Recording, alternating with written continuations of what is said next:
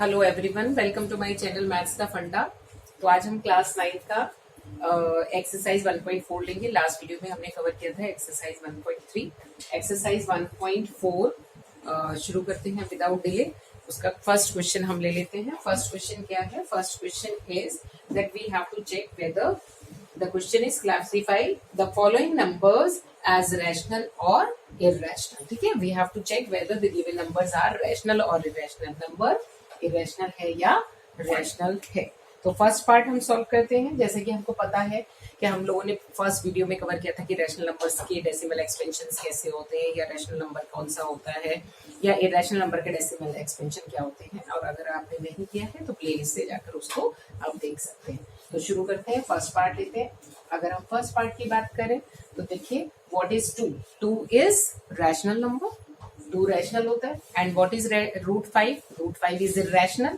So difference of a rational and an irrational number will always be irrational. तो ये आपका हो जाएगा इरेशनल नंबर। ये हमने एक आपको बताया था, हिंट भी दिया था कि जब भी आप दो डिफरेंट नंबर्स लेंगे, यानी रैशनल एंड इरेशनल, तो जब भी आप दोनों डिफरेंट लेंगे, rational irrational, whether you are taking multiplication, division और एडिशन और सब्ट्रैक्शन, आंसर आपका इरेशनल ही आएगा। राइट, अब लेते हैं next question.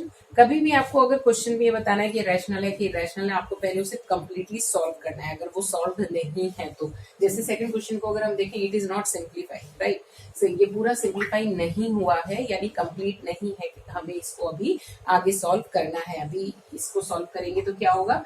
Root 23 will be cancel because it is plus minus root 23 and you will get 3। आपको मिल जाएगा 3 and 3 is rational number. So क्या आंसर आपका आ गया? आपका आंसर आ गया it is rational number. Right, अब आते हैं next question. Third part is 2 root 7 upon root 7। Again it is not simplified form. तो हम क्या करेंगे? पहले इसको सिंप्लीफाई करेंगे। Root 7 and root 7 will be cancel, we will get 2। तो again this is rational number. Right, next question is fourth part, 1 upon root 2। See, 1 upon root 2 को करने के लिए हमने देखा है कि बहुत सारे स्टूडेंट्स और बहुत सारे टीचर्स कहते हैं कि पहले आप इसको रैशनलाइज कर लीजिए, रूट 2 से मल्टीप्लाई करिए। लेकिन ऐसा करने की जरूरत नहीं है, क्योंकि हमको पता है कि what is 1 is rational number, root 2 is irrational number. Yes, हमने कहा था एक रैशनल और एक इरेशनल नंबर, यानी अगर ये दो डिफरेंट नंबर्स हम ले रहे हैं, रैशनल इरेशनल, चाहे उसको आप मल्टीप्लाई करें, डिवाइड करें, ऐड करें, सब्ट्रैक्ट करें, मिलना क्या है? आपको इरेशनल ही मिलेगा। The same reason you will give. अगर पूछा जाता है कि what is the reason, reason यही देना है कि rational number divided by irrational number will always give us irrational number. तो इसका आंसर आ जाता है हमारा इरेशनल नंबर। राइट, अब हम लेते हैं next is 2 pi. 2 is rational. भाई 2 पाई को हम क्या लिख सकते हैं? 2 इंटू पाई। अच्छा, यहाँ पर आप पाई की वैल्यू नहीं डालेंगे जब तक क्वेश्चन में नहीं बोला जाएगा। अगर क्वेश्चन में दिया है कि पाई इक्वल्स टू 22/7, तब तो 22/7 भी कंसिडर है रैशनल नंबर। तो rational number into rational number will be rational. लेकिन अगर उन्होंने नहीं कहा है कि पाई की वैल्यू रखनी है आपको, तब आप क्या करेंगे? पाई को इरेशनल ही लेकर चलेंगे। सो रैशनल मल्टीप्लाइड बाय इरेशनल, हमको आंसर क्या मिलेगा? इरेशनल नंबर ही मिलने वाला है। सो बहुत इजी है ये क्वेश्चंस। बस आपको क्या करना है? ध्यान रखना है कि रैशनल इरेशनल की मल्टीप्लीकेशन, डिवीजन और एडिशन, सब्ट्रैक्शन कुछ भी है, एक रैशनल एक इरेशनल, तो हमेशा इरेशनल ही होती है। तो ये था आपका क्वेश्चन नंबर 1। अब हम डिस्कस करेंगे इसी का क्वेश्चन नंबर 2। क्वेश्चन नंबर 2 देखते हैं। क्वेश्चन नंबर 2 में क्या है? Simplify each of the following expressions. आपको कुछ एक्सप्रेशंस दिए हुए हैं, उनको हमें क्या करना है? सिंप्लीफाई करना है। तो देखते हैं फर्स्ट पार्ट क्या है। सिंप्लीफाई करने के लिए आपको क्या करना होता है? आइडेंटिटीज अप्लाई करनी होती है। आइडेंटिटीज होती हैं जो आप ऑलरेडी कर चुके हैं, चाहे वो फॉर्मूला लग रहा है a plus b whole square का, चाहे आपकी आइडेंटिटी लग रही है a square minus b square, या आपकी आइडेंटिटी लग रही है simple x plus a x plus b और x plus a x minus b, like that. तो जो आइडेंटिटीज हैं आपकी वो यूज होंगी। और अगर आइडेंटिटी आपको नहीं आती है तो सिंपल आप ब्रैकेट्स को मल्टीप्लाई करना जानते हैं, दैट यू कैन डू। उससे आप इसको सॉल्व कर सकते हैं। तो आपका फर्स्ट पार्ट हम लेके चलते हैं, question number 2। First part is 3 plus root 3 and second bracket is 2 plus root 2. This is second part भी copy कर लेते हैं. What is second part? Second part is 3 plus root 3 and 3 minus root 3. Third part भी copy कर लेते हैं. Third part है आपका root 5 plus root 2 whole square. And fourth part भी कॉपी कर लेते हैं. वो है आपका √5 प्लस √2 एंड √5 माइनस √2. अब इनको हम सॉल्व करते हैं. तो चलिए देखते हैं. फर्स्ट इज ये आपका है क्या, दो सिंपल ब्रैकेट, कोई आइडेंटिटी नहीं लग रही है, दो सिंपल ब्रैकेट्स आपको दिख रहा है, मल्टीप्लाई करना है. तो देखिए दो ब्रैकेट्स को मल्टीप्लाई करने का सबसे इजी तरीका है कि दोनों ब्रैकेट्स में से एक ब्रैकेट की एक टर्म सेकेंड ब्रैकेट के होल ब्रैकेट से मल्टीप्लाई करते चले जाइए विद साइन, राइट. तो अगर मैं इसको मल्टीप्लाई करती हूँ तो व्हाट विल आई डू कि हम लेके चलेंगे 3 फर्स्ट ब्रैकेट की टर्म 3 मल्टीप्लाइड बाय, इसके साथ हम मल्टीप्लाई कर रहे हैं, मल्टीप्लाइड बाय 2 प्लस √2. इसी तरह से प्लस इसी 3 को आप मल्टीप्लाई करेंगे. फिर √3 से आप मल्टीप्लाई करिए, सॉरी आप लेके चले 3 फर्स्ट टर्म की फर्स्ट ब्रैकेट की फर्स्ट टर्म मल्टीप्लाई किया हमने उसे सेकंड ब्रैकेट से. अब फर्स्ट ब्रैकेट की सेकंड टर्म उसको मल्टीप्लाई करेंगे हम सेकंड ब्रैकेट से. तो ये बन जाएगा 3 2 6 प्लस 3 स्क्वायर √2 प्लस √3 इंटू बन जाएगा 2 स्क्वायर √3 एंड प्लस ये बन जाएगा आपका स्क्वायर √6. क्योंकि स्क्वायर रूट है दोनों, तो दोनों स्क्वायर रूट हम लोग मल्टीप्लाई कर सकते हैं. तो ये बन जाएगा √6. क्या आगे हम इसको सिंप्लीफाई कर सकते हैं? Will check that. अगर हमारे पास सेम टर्म्स होती है तो हम चेक कर सकते थे 6 यानी ओनली नंबर, ये ऐसा है आपका होल नंबर एक ही जगह दिख रहा है. देन √2 वाली कोई और टर्म नहीं है, √3 वाली कोई और टर्म नहीं है, √6 वाली कोई और टर्म नहीं है. इट मीन्स यही हमारा आंसर हो जाता है. ये हमारा हो गया सिंप्लीफाइड फॉर्म, राइट. तो हमने क्या किया, इसमें दो ब्रैकेट्स को जब भी मल्टीप्लाई करते हैं, फर्स्ट ब्रैकेट का हमने फर्स्ट टर्म लिया एंड सेकंड होल ब्रैकेट से उसको मल्टीप्लाई किया. देन फर्स्ट ब्रैकेट की second term with sign second bracket से हमने उसको मल्टीप्लाई कर दिया. अब आते हैं सेकंड पार्ट पे. सेकंड क्वेश्चन ध्यान से देखिए. It is identity. If I write it like, दोनों ब्रैकेट्स में 3 एंड √3 लिखा हुआ है. एक जगह लिखा है 3 प्लस √3, दूसरी जगह लिखा हुआ है 3 minus √3. It means which identity we can use? a plus b a minus b. क्या होती है वो आइडेंटिटी? वो आइडेंटिटी होती है a plus b a minus b यानी a square minus b square. So यहाँ पर इसका आंसर क्या आएगा? a स्क्वायर का मतलब 3 स्क्वायर माइनस b स्क्वायर का मतलब हो गया square √3 square and then you will get 9 minus 3 and answer आपका आ जाता है 6. सो ये क्वेश्चन भी बहुत इजी हो जाता है. अब हम आते हैं next question, next part. √5 square √5 plus square √2. Square √5 plus square √2 को अगर ध्यान से देखिए, इसको अगर हम a प्लस बी लिख के स्क्वायर लगा दें तो ये कौन सी आइडेंटिटी बन गई हमारी? ये आइडेंटिटी बन जाती है a square plus b square वाली, a plus b whole square की आइडेंटिटी. यानी क्या आइडेंटिटी होती है? आइडेंटिटी होती है a square plus 2ab plus b square होती है ना. तो अगर हम इसको ओपन करेंगे उसी फॉर्म में तो ये बन जाएगा आपका √5 का होल स्क्वायर प्लस 2ab का मतलब 2 इंटू √5 इंटू √2 मीन्स √5 एंड √2 को अगर हम मल्टीप्लाई करेंगे तो मिल जाएगा स्क्वायर √10 एंड देन उसके बाद प्लस स्क्वायर √2 का होल स्क्वायर. अभी हम इसको और सिंप्लीफाई करेंगे. स्क्वायर √5 का होल स्क्वायर मतलब किसी भी स्क्वायर रूट का स्क्वायर करेंगे तो स्क्वायर रूट साइन हट जाता है. तो it is simply 5 bracket plus 2 √10 ऐसे ही रहेगा एंड √2 का स्क्वायर बन जाएगा आपका 2. तो देखिए 5 और 2 को हम अभी भी ऐड कर सकते हैं तो हमारा आंसर आ जाएगा 7 प्लस 2 √10. तो ये हो गया हमारा थर्ड पार्ट, राइट. इसमें हमने आइडेंटिटी लगाई a plus b whole square. Last वाला क्वेश्चन अगेन देखा हुआ लग रहा है. देखिए a plus b and a minus b क्या हो जाएगा? a square minus b square. इसका मतलब स्क्वायर √5 का होल स्क्वायर माइनस स्क्वायर √2 का होल स्क्वायर, क्योंकि √5 plus √2 and square root 5 minus square root 2 a plus b a minus b, यानी root square root 5 whole square minus square root 2 whole square बन जाएगा आपका 5 minus 2 and answer आ जाएगा आपका 3। तो ये आपके क्वेश्चन हो गए बहुत easy, simple, based on identities and rules, simple rules of bracket multiplications, right. अब हम आ जाते हैं नेक्स्ट क्वेश्चन पे।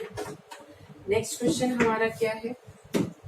नेक्स्ट क्वेश्चन वर्बली हम उसको कर सकते हैं, तो उसको अभी रीड करते हैं क्वेश्चन को। क्वेश्चन में देखिए हमको पता है कि पाई की वैल्यू क्या होती है।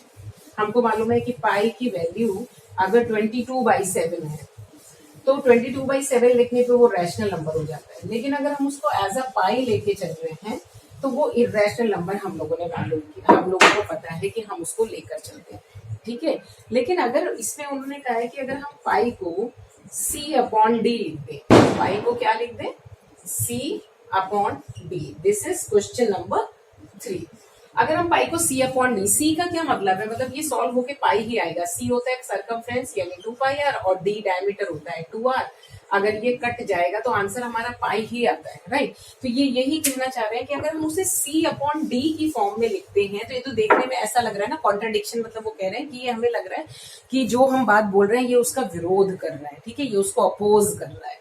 तो क्या ये पाई इरेशनल है या रैशनल है इसे देखते हुए? तो ऐसा कुछ नहीं है, कॉन्ट्रडिक्शन कुछ नहीं है इसमें। अगर हम कभी भी कोई स्केल लेकर इसको मेजर करेंगे तो हमें इसकी एग्जैक्ट वैल्यू नहीं मिलती है, राइट। हमको इसकी एग्जैक्ट वैल्यू नहीं मिलती है। क्या वैल्यू मिलेगी हमें इसको? इसकी जब भी हम इसको चेक करेंगे हम स्केल से, हमेशा हमको नॉन टर्मिनेटिंग नॉन रिकरिंग ही वैल्यूज मिलती है। सो ये केस क्या है? इरेशनल ही है। तो ये हो गया क्वेश्चन नंबर 3 आपका, जो कि बहुत ज्यादा आपका एक्सप्लेनेशन की उसके लिए जरूरत नहीं है। So simple. अब आपका आ जाता है question number 4। Question number 4 is represent root square root 9.3 on number line. देखिए जरूरी नहीं है कि हमें स्क्वायर रूट 9.3 ही मिले नंबर लाइन पे ड्रॉ करने के लिए। आपने रूट 2, रूट 3, रूट 5 इन सब के भी किए हैं नंबर लाइन पे, तो ये मेथड आप उनके लिए भी यूज कर सकते हैं, उसको भी आप इस मेथड से रिप्रेजेंट कर सकते हैं। मेथड क्या है देखिए, पहले सिंपल हम इसको करें।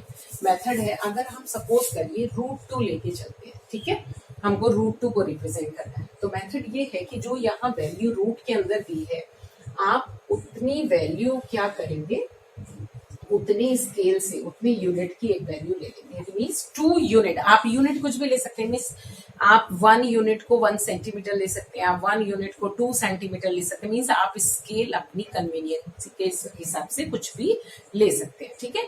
तो हमने यहाँ पर मान लिया कि स्केल, मान लीजिए मैं ले लेती हूँ कि स्केल अपना मैं अगर लेना चाहूँ तो 1 यूनिट को हम ले लेते हैं 1 centimetre. It's up to you, आप जो चाहे आप ले सकते हैं। तो हमें अगर 2 यूनिट्स ड्रॉ करनी है तो हम स्केल से क्या करेंगे, 2 सेंटीमीटर लाइन ड्रॉ करेंगे। फाइन, ये हो गया first step. Second step, you will extend this line segment to 1 more unit, right. यानी इसके आगे आप BC एक्सटेंड करेंगे कितना, 1 यूनिट, यानी 1 यूनिट का मतलब 1 सेंटीमीटर हमने एक्सटेंड कर लिया। अब जो हमें ये AC लाइन सेगमेंट मिल गया है, AC, तो AC को अब हम क्या करेंगे, बाइसेक्ट। बाइसेक्ट हम कैसे करते थे? बाइसेक्ट हम करते थे कि जो भी जिस लाइन सेगमेंट को हमें बाइसेक्ट करना है उसे मोर देन हाफ लेंथ लेके हम ऊपर नीचे आर्क लगाते थे। मीन्स हम क्या करेंगे, we will take a compass हाथ में लेके हम A पर रखेंगे और मोर देन हाफ लेंथ उसमें फिल करके, आधे से ज्यादा लेंथ फिल करके ऊपर और नीचे की साइड क्या करेंगे, आर्क मार्क कर देंगे, ठीक है, विद द सेम रेडियस। इसी सेम लेंथ से C पे रख के कंपास हम ऊपर नीचे फिर से आर्क लगाएंगे, ठीक है। हो गया ये आपका बाइसेक्ट। अब आप इन दोनों पॉइंट्स को आपस में स्केल लेके कनेक्ट कर देंगे जहां पर ये दोनों आर्क क्या हुई है, मीट की है। इसका मतलब ये जो पॉइंट हमें मिल रहा है यहाँ पर O, ये आपका क्या है, AC का बाइसेक्टर है। फाइन, क्लियर हो गया। तो हमने ये ले लिया। अब हम क्या करेंगे, O पे कंपास रखेंगे, चाहे आप A तक ले जाइए चाहे C तक, इक्वली होना है, रेडियस हो गई। कंपास रखेंगे, रेडियस फिल करेंगे और हम उसको ऐसे घुमाएंगे तो क्या बन जाएगा, ये बन जाएगा आपका एक semi circle, right. Semi circle बन गया। तो हमने सेमी सर्कल बनाया। अब हम क्या करेंगे, जो हमारा ओरिजिनल ये पॉइंट हमने सबसे शुरू में लाइन सेगमेंट का ये एंड पॉइंट लिया था बी, उस बी पर एक 90 डिग्री एंगल बनाते हुए लाइन ड्रॉ करेंगे। 90 मतलब यहाँ पर परपेंडिकुलर एक्चुअल में आपको ड्रॉ करना है। परपेंडिकुलर के लिए 90 डिग्री बनाना पड़ेगा। तो आप बी के ऊपर कंपास रखिए, आपको 90 बनाना आता ही होगा। आपने एक सेमी सर्कल टाइप बनाया, आर्क लगाई और फिर इन दोनों आर्क से फिर एक आर्क ऐसे लगाई, तो आप देखेंगे कि ये बन जाता है 90। 90 सभी को बनाना आता होगा, तो ये आप 90 बना लेंगे। ठीक है, 90 डिग्री वाला, यानी ये जो परपेंडिकुलर बी से आपका जा रहा है, ये जो परपेंडिकुलर आपका बी से गया, ये परपेंडिकुलर इस सेमी सर्कल को जहां भी टच करेगा उसको एक नेमिंग कर दीजिए, कुछ नाम दे दीजिए। तो हमने उसको नाम दे दिया डी। तो बी डी जो ये हमको मिल रहा है एक्चुअल में ये क्या है, ये है √2। ये बी डी है हमारा √2। इस लेंथ को हमें कहाँ लेना है, नंबर लाइन पे। तो हम क्या करेंगे, इस बी डी लेंथ को अपने कंपास पे बी पर कंपास रखेंगे, D B D length fill करेंगे और एक आर्क लगाएंगे ऐसे, और फिर इस लाइन को हम कर देंगे एक्सटेंड आगे स्केल से, और एक्सटेंड करने के बाद ये जो पॉइंट मिला है उसको देंगे नेमिंग करेंगे। हमने बी से आर्क लगाया है, इसका मतलब ये जो बी ई आपको मिली है लेंथ, ये लेंथ हो जाती है √2। ओके, तो हमने क्या प्रोसीजर अप्लाई किया, पहले हमने ए बी लिया, जितना आपने √2 बना रहे हैं तो स्क्वायर रूट के अंदर 2 लिखा है, तो 2 यूनिट का हमने एक लाइन सेगमेंट, 1 यूनिट उसको एक्सटेंड किया। एक्सटेंड करने के बाद जो फाइनल अब लाइन सेगमेंट मिला उसको हमने सेमी सर्कल बनाया। कैसे, सेंटर लेने के बाद, बाइसेक्ट नहीं करना है, मिड पॉइंट ले लीजिए तो सेंटर मिल जाएगा, and then you can make semi circle. Semi circle बना लिया। सेमी सर्कल में जो आपका पहली लाइन सेगमेंट 2 सेंटीमीटर 2 यूनिट की आपने ड्रॉ की थी, उसका जो ये बी हमारा एंड पॉइंट था, उस एंड पॉइंट पे परपेंडिकुलर ड्रॉ करेंगे, यानी 90 डिग्री बनाएंगे। जो ये परपेंडिकुलर सेमी सर्कल को टच करेगा जिस पॉइंट पे, उस पॉइंट पर हम नाम देके कहेंगे ये लाइन जो है, ये लाइन √2 ही है। फाइन। फिर उसको, क्योंकि हमें तो नंबर लाइन पे दिखाना है, हम उस लाइन को एक अपने कंपास में फिल करके आर्क लगा लेंगे। भाई इतनी लाइन फिल करके, या तो आप ऐसे कट कर लीजिए, भाई आपने फिल किया सामने से ऐसे कट कर लीजिए, या वहीं से आर्क घुमा दीजिए आप। बात वही हो गई कि ये आर्क, ये जो है आपकी इसके इक्वल हो जाती है। तो बी ई आपका हो गया √2। अब आती है बात, ये √2 आया कैसे। भाई अगर हम इसे फाइंड करना चाहें, ये हम पता लगाना चाहें कि √2 है भी क्यों है ये √2, मन में तो विचार आया होगा, हमारे मन में ये आता है ना कि भाई हमने सोचा कि भाई क्यों आ रहा है ये तो कुछ आता है ना, सोचने लग जाते हैं हम। तो थोड़ा सा अगर हम ये सोचने लग रहे हैं कि ये √2 आया कैसे, कि मैम कैसे मिला ये आपको √2, तो देखिए अगर हम कह दें कि ये √2 नहीं है, ये बी डी हमें फाइंड करना है, तो हम क्या करें, ये केवल मैं आपको बता रही हूँ कि कैसे √2 आया है, ये पार्ट नहीं है आपका क्वेश्चन का। तो हम क्या करेंगे, ओ से बी को मीट कर देंगे। अब आप ध्यान से देखिए, ये जो ओ, अगर मैं इसको ऐसे बना लेती हूँ तो ये आपका हो गया ओ, ये आपका हो गया डी, ये आपका हो गया बी 90 डिग्री। ओ ये तो हमें फाइंड करना है बी डी, ठीक है। ओ बी कितना है ये पता चल जाए, ओ डी कितना है ये पता चल जाए। ध्यान से देखिए ओ डी क्या है, सेंटर से सर्किल के किसी भी पॉइंट को टच करेंगे क्या होता है, रेडियस। तो रेडियस पता करें अब क्या होती है। तो ध्यान से देखिए, हमने ए से बी तक लिया था 2, एंड 2 से आगे हमने लिया 1 यूनिट, कितना हो गया 3, ठीक है। और 3 का हम हाफ करेंगे तो बन जाएगा हमारा रेडियस। तो रेडियस हमारा आ गया 1.5, यही आया ना, ठीक है। तो रेडियस हमारा हो गया 1.5। तो ये कितना है, दिस इज 1.5। ओके, अब ये आपका हो गया 1.5। ध्यान से फिर से देखिए, हमने लिया था ये 2 में हमने 1 प्लस किया 3 हो गया, और 3 का हाफ करेंगे अगर हम तो मिल जाएगा हमको रेडियस। तो ये ओडी हमारा रेडियस है 1.5 हो गया। अब हम लेके चलते हैं ये वाली लेंथ, ओ बी कितनी है, तो देखिए ओ से लेके सी तक था 1.5 रेडियस ना, ये है 1.5, लेकिन हमें तो केवल ओ बी चाहिए, तो 1 नहीं चाहिए, तो कितना हो गया, ये 0.5 हो गया। तो ये हो गया हमारा 0.5। ओके, ठीक है। अब अगर आप इसको इस तरह से लिखना चाहते हैं, आप ऐसे पॉइंट्स पे लिख लीजिए, नहीं लिखना चाहते हैं तो आप इसको इस तरह लीजिए, 0.5 मतलब 1/2, और ये आपका हमने लिया था 3/2। जैसा आप चाहे वैसे लिख सकते हैं, पॉइंट में सॉल्व करना है पॉइंट में करिए। अब हम इसे कैसे सॉल्व करें, पाइथागोरस थ्योरम, भाई राइट एंगल ट्रायंगल है, पाइथागोरस थ्योरम ले सकते हैं। पाइथागोरस थ्योरम अगर आप लेके चले तो क्या बनेगा, OD square is equals to half, sorry पहले हम साइड्स के हिसाब से लिख लेते हैं, OD square is equal to OB square plus BD square. अब देखिए OD क्या है, OD है आपका 3/2 का स्क्वायर, OB क्या है आपका 1/2 का स्क्वायर एंड BD क्या है, BD तो फाइंड करना है, ठीक है। तो BD अगर फाइंड करना है तो BD स्क्वायर हमारा हो जाएगा 3/2 का स्क्वायर माइनस 1/2 का स्क्वायर। अब ये कौन सी आइडेंटिटी हम अप्लाई कर सकते हैं, A square minus B square. A square minus B square का मतलब हो गया 3/2 plus 1/2 A plus B and 3/2 minus 1/2 which is A minus B। अगर हम इसको सॉल्व करते हैं तो क्या मिलेगा हमें, इन दोनों को सॉल्व करेंगे तो आएगा 4/2, 4/2 का मतलब हो गया 2, और इन दोनों को सॉल्व करेंगे आएगा 2/2, 2/2 का मतलब हो गया 1, यानी 2 into 1 इज इक्वल्स टू 2।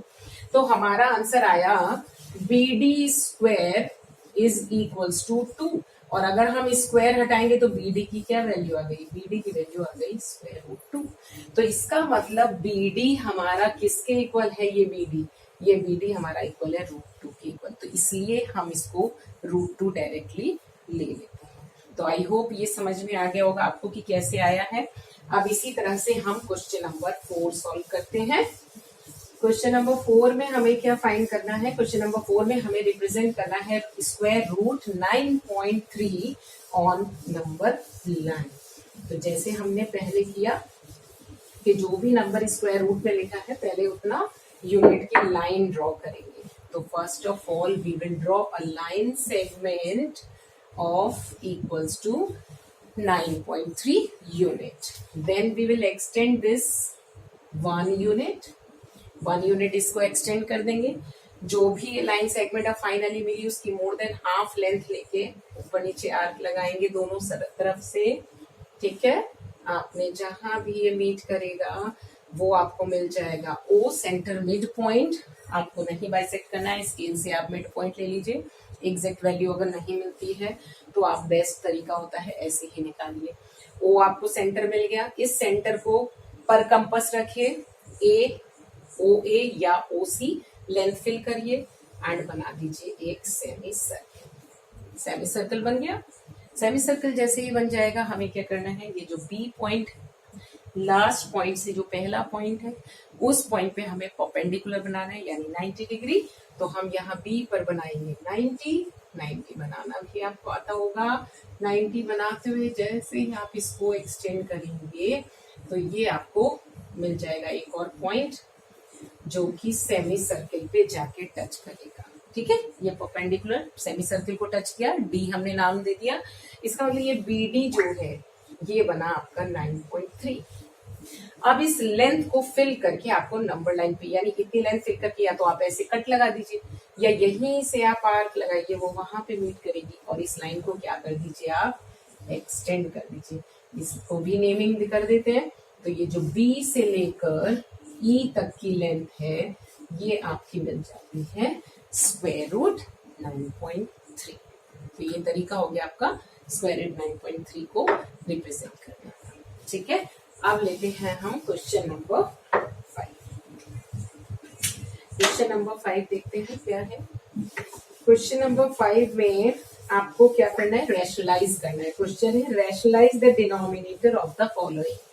अब ये रैशनलाइज करने का क्या मतलब है, रैशनलाइज द डिनोमिनेटर का मतलब है कि अगर डिनोमिनेटर में कभी भी आपको रेडिकल फॉर्म दी हुई है, रेडिकल आपके यहाँ रेडिकल का मतलब होता है कि रेडिकल का मतलब हुआ आपका कि आपका स्क्वायर रूट में हो सकती है वैल्यू, क्यूब रूट में हो सकती है वैल्यू, आपकी किसी भी रूट में। तो ये जो साइन होते हैं ये कहलाते हैं, ये रेडिकल फॉर्म दे देते हैं आपको, ठीक है, रेडिकल्स मिलते हैं हमें। तो हमारे यहाँ हम पढ़ रहे हैं स्क्वायर रूट, ठीक है, स्क्वायर रूट में। तो अगर आपको लग रहा है कि आपके क्वेश्चन में डिनोमिनेटर में स्क्वायर रूट में वैल्यू दी हुई है तो आप उसको क्या करेंगे, रैशनलाइज करेंगे। रैशनलाइज करना मतलब कि उसका स्क्वायर रूट हटाएंगे हम लोग, ठीक है। अब अगर हमें स्क्वायर रूट हटाना है तो आपके देखिए तरीके क्या क्या होते हैं। अगर मान लीजिए मेरे पास सिंपल ये दिया हुआ है एक नंबर स्क्वायर रूट x, और इस सिंगल वैल्यू पे अगर स्क्वायर रूट लगा है और इसका स्क्वायर रूट हटाना है तो हमको पता है सिंगल स्क्वायर वैल्यू पे स्क्वायर रूट लगा है, अगर हम उसको सेम वैल्यू से मल्टीप्लाई कर दें तो उसका स्क्वायर रूट क्या होता है, हट जाता है। इसका मतलब कभी भी डिनोमिनेटर अगर इस फॉर्म में है तो हम किससे मल्टीप्लाई करेंगे, उसी सेम स्क्वायर रूट से मल्टीप्लाई कर देंगे अगर वो सिंगल वैल्यू है, ठीक है। यानी कोई प्लस माइनस ये सब नहीं है, होल पे अगर बीच में है उसके अलावा उस स्क्वायर रूट के अलावा प्लस या माइनस साइन लगा के दूसरी वैल्यू मिल रही है तो ये मेथड नहीं चल पाएगा, राइट। ये हो गया आपका फर्स्ट। इसका मतलब अब हम दूसरी तरह से लें, अगर हमारे पास ये ऐसे लिखा है सपोज, ठीक है, यहाँ प्लस है, अब कंफ्यूज नहीं होना है, प्लस तो है लेकिन स्क्वायर रूट पूरा लगा हुआ है तो ये एक सिंगल वैल्यू कहलाएगी।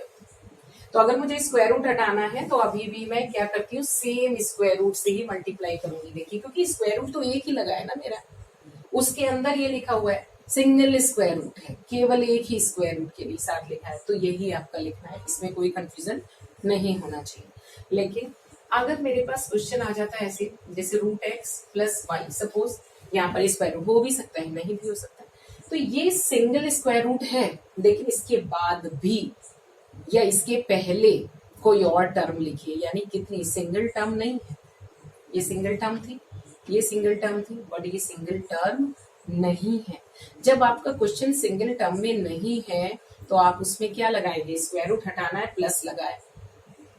हमें पता है कि जब हम ये आइडेंटिटी लगाते हैं a plus b a minus b तो हमें स्क्वायर मिल जाता है ना। तो इसका मतलब कभी भी आपको ऐसा मिलती है फॉर्म, चाहे यहाँ प्लस साइन है चाहे यहाँ माइनस साइन है, कौन सी आइडेंटिटी आनी चाहिए, ए plus b a minus b. तो ए प्लस बी तो ऑलरेडी है, तो हमें क्या कौन सी टर्म चाहिए, ए माइनस बी। इसका मतलब मुझे इसे किससे मल्टीप्लाई करना पड़ेगा, रूट एक्स माइनस वाई से। तो देखिए आंसर क्या मिल जाएगा, रूट एक्स का स्क्वायर मिल जाएगा ए और माइनस वाई का स्क्वायर मिल जाएगा, ये आपको हट गया स्क्वायर रूट। इसका मतलब हमें क्लियर हो गया, सिंगल टर्म मतलब सेम से मल्टीप्लाई, एंड सिंगल टर्म नहीं है तो साइन चेंज करके मल्टीप्लाई करेंगे, ठीक है। अब हमें ये पता होना चाहिए कि जिस चीज से हम मल्टीप्लाई कर रहे हैं वो क्या कहलाता है, वो कहलाता है रैशनलाइजिंग फैक्टर। क्या कहलाता है, रैशनलाइजिंग फैक्टर। सपोज मेरा क्वेश्चन है what will be the rationalising factor of square root x plus y, तो क्या होगा इसका rationalising factor, square root x plus y, ठीक है। What is the rationalising factor of square root x फिर plus y, तो क्या होगा, square root x minus y. यहाँ पर कंप्लीट स्क्वायर रूट, यहाँ पर टू टर्म्स, सिंगल टर्म के लिए सेम एंड सिंगल टर्म नहीं है तो ए plus b a minus B आपको आइडेंटिटी लगा देते हैं। तो चलिए अब क्वेश्चन ले लेते हैं। फर्स्ट पार्ट आपका है 1/√7। सारे पार्ट्स हम कॉपी कर लेते हैं एंड देन एक साथ उसको फिर सॉल्व करते हैं, ठीक है। तो फर्स्ट है आपका, फर्स्ट पार्ट इज सिंपल 1/√7।